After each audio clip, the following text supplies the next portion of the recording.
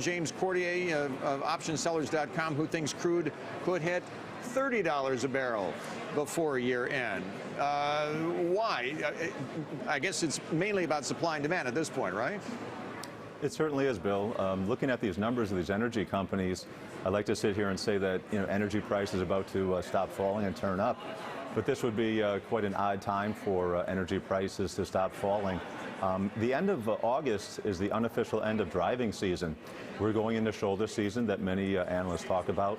The smallest amount of demand in the United States happens from September through November. And at the exact same time, Saudi Arabia is picking quite a fight right now, flooding the market with the largest production and exports that we've ever seen.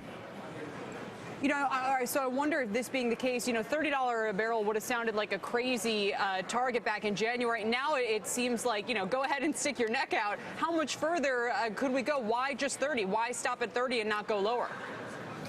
At $30, we're going to see a lot of production problems and financing problems here in the United States. When financing came around and needed to be rolled over this spring, we had a nice little rally in crude oil up to near 60. A lot of the banks jumped in and got into the oil business. As we approach 36 and then 34 this fall, we're going to start seeing some major problems in that industry. And the key right now is Saudi Arabia pushing the market down, basically picking a fight with drillers here in the United States. If Iran comes on, that's what brings us down to $30. 36, 34 is a good support level.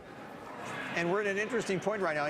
Typically you're right. When prices would go lower, you'd see producers cutting back on production, but that's actually the opposite is happening right now, in part sometimes because those producers, they need the money right now. And I would include Saudi Arabia with that because they've started borrowing money now to make up the difference, right?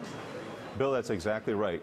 Some producers right now are drilling and producing oil because they need to, and others are trying to force the market lower to get some energy producers out of the market. We see October, November being a very interesting time frame, deep into the 30s, and I think at that point we're going to see some demand destruction, should I say production destruction, and at that time we're going to have probably some energy companies really bailing here in the United States, and then possibly November, December, we could see a nice low in the market in time to jump in. All right. If only that would mean lower gasoline prices, since we only have 2 refineries left in this country. At some point, it should. We won't hold our breaths, No, but we won't. This is where push comes to shove. Thank you so much. Really appreciate it, James, for joining us.